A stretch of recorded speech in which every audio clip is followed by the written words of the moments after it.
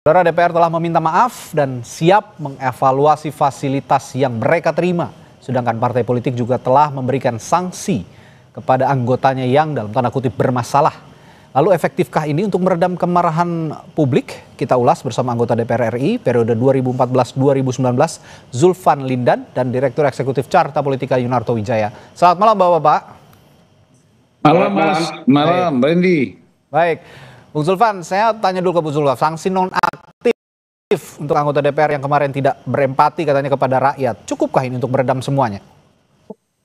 Ya pertama itu kan kalau kata-kata nonaktif kan satu saat bisa aktif lagi kan. Jadi sebenarnya bukan nonaktif. Kalau perlu dipecat bukan hanya dari DPR, dari keanggotaan partai. Karena saya kira sudah keterlaluan ya apa yang dilakukan itu. Dan efeknya kemana-mana kan kalau kita lihat efek dengan kemana-mana kan. Jadi sehingga ini sudah parah sekali. Kalau sekedar nonaktif saya kira itu masih ecek-ecek lah. Ya, karena partai takut dari ancaman-ancaman massa kan gitu. Jadi kalau memang mau serius ya diberhentikan betul. Dari dicabut keanggotaan partainya dulu. Jadi menurut Anda belum cukup ya? Artinya kan dia menjadi beban yang sangat berat buat partai kan. Tapi begini, partai politik juga punya andil sebenarnya untuk menciptakan kader-kadernya begitu. Ada yang salah dalam kaderisasi partai politik akhir-akhir ini sehingga menciptakan politisi atau kader-kadernya yang apalagi terlebih yang duduk di parlemen bisa slip of tongue, bisa salah bersikap, bisa near empati begitu? Menurut saya, pengalaman saya di Nasdem 10 tahun ya, tidak ada yang namanya kaderisasi partai. Hampir semua yang jadi anggota DPR, yang dicalonkan jadi bupati, wali kota itu kan kebanyakan orang lompat pagar semua. Ya kan? Ya lompat pagar karena tidak percaya kepada kader, karena kalau kader yang maju belum tentu bisa menang. Tetapi kalau mantan bupati jadi anggota DPR, mantan pengusaha jadi caleg DPR dan lain-lain, itu diharapkan justru bisa menarik suara supaya bisa menang, mendapatkan kursi kan. Nah, tapi kalau misalnya kader sendiri tidak yakin partai politik dengan kadernya sendiri bahwa ini akan membawa kursi untuk kemenangan. Bukan hanya Nasdem, hampir semua partai seperti itu. Kita lihatlah kan, banyak artis yang dia bukan kader tiba-tiba muncul jadi caleg, pengusaha, bupati, mantan wali kota, mantan bupati, mantan gubernur, hampir rata-rata kan seperti itu. Nah itu yang saya katakan kemarin itu, ini akhirnya apa? Muncullah yang namanya anggota DPR karbitan itu. Banyak kader ataupun bukan kader lah ya, banyak individu yang loncat pagar, Bung Toto, Mas Toto. Bagaimana melihat hal ini, fenomena ini, dan akhirnya memunculkan sikap-sikap yang saya sebutkan tadi, dan akhirnya bisa memunculkan kemarahan publik?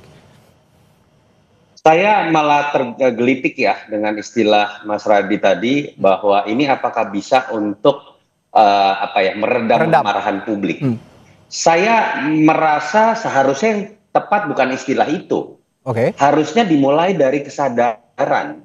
Kalau hanya sebatas pada meredam kemarahan publik, artinya kan ini keterpaksaan.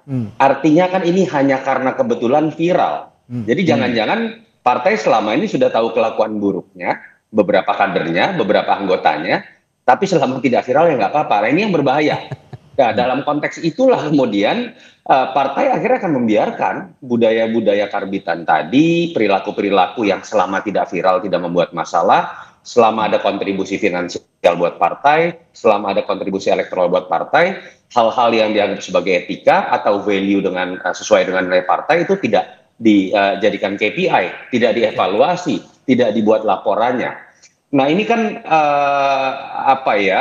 problem klasik ya, yang pertanyaannya selalu muncul setiap 5 tahun, pertanyaan mengenai kenapa artis tiba-tiba bisa jadi caleg, lalu kemudian kenapa tidak ada kaderisasi, dan memang ini tidak pernah diniatkan untuk diubah secara sistemik, Mas Radi.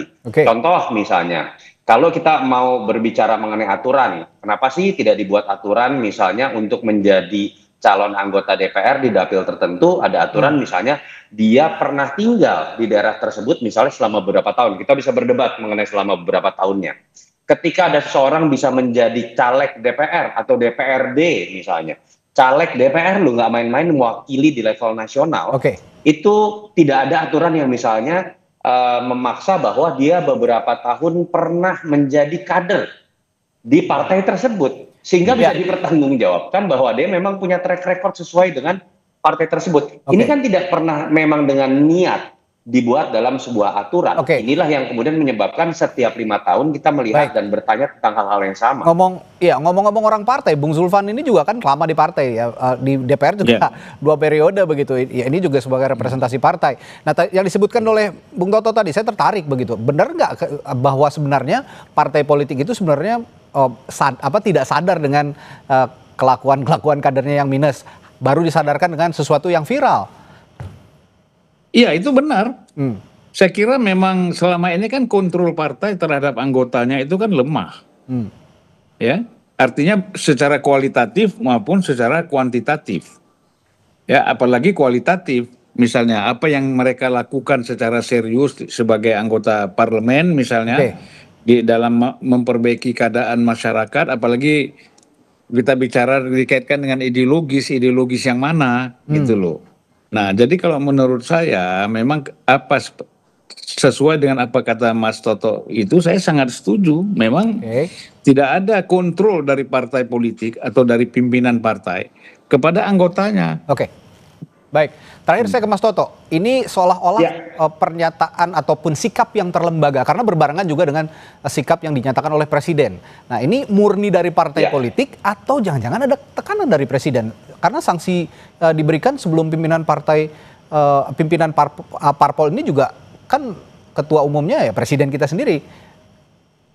Ada 2 catatan kritis ya Mas Radi dalam konteks ini ya. Yang pertama dalam konteks kepartaian, dalam konteks perilaku anggota DPR, kita tetap harus mengapresiasi lah bahwa minimal kemudian ada sanksi yang tegas dari orang-orang yang dianggap bermasalah. Walaupun menurut Bang Zulfan saya sepakat tidak cukup berhenti sampai nonaktif yang kemudian berpotensi jadi drama tiba-tiba aktif lagi, misalnya seperti itu. Tetapi di situ ada catatan, bagaimana partai-partai ini nanti kita akan uji. Apakah sekedar karena ketahuan viral, apakah karena kemudian menyelesaikan masalah secara temporer, atau ada sebuah kesadaran baru. Bagaimana cara mengukurnya? Ada perubahan sistem nggak? Ada perubahan aturan nggak? Mereka nanti memberikan laporan nggak? Absensi, memberikan laporan nggak tentang dana reses? Kalau partai memang niat, partai bisa menjadi wadah untuk kemudian membuat aturan-aturan baru yang kemudian membuat masyarakat bisa percaya bahwa memang ada perubahan di situ. Yang kedua, saya tetap ingin memberikan catatan juga. Menurut saya problem kemarahan publik tidak sekedar ada di lembaga legislatif, tapi ada di beberapa kebijakan yang sifatnya kontroversial dan seakan-akan publik tidak tahu cara menyalurkan aspirasi ketika ingin mengkritik, ketika ingin menyampaikan saran dan masukan.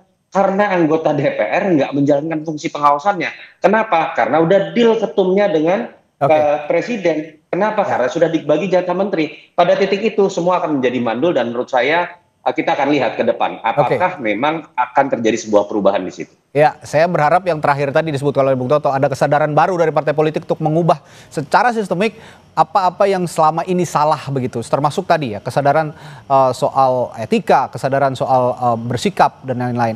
Terima kasih Bung Toto dan juga saya mau tambah sedikit satu menit. Singkat saja Bung Zulfan karena sudah habis waktu kita. Sorry. Jadi menurut saya ini karena pimpinan partai ini ketakutan didemonstrasi oleh massa, akhirnya mereka lakukan itu gitu loh. Bukan karena kesadaran. Bukan karena kesadaran. Tapi saya tetap berharap sebagai warga negara Indonesia, tetap berharap karena partai politik representasinya ada di parlemen, ya tentu saja parlemen itu bagian dari pemerintahan. Meskipun ini fungsinya juga merupakan checks and balances, saya tetap berharap sistem berpolitik melalui partai politik ini bisa benar-benar berubah, termasuk menanamkan kader-kader terbaiknya untuk bisa lebih berempati kepada publik. Terima kasih Bung Zulfan dan juga Mas Toto sudah berbagi pandangannya di Sapa Indonesia Malam. Terima kasih. Sehat selalu. Sampai jumpa.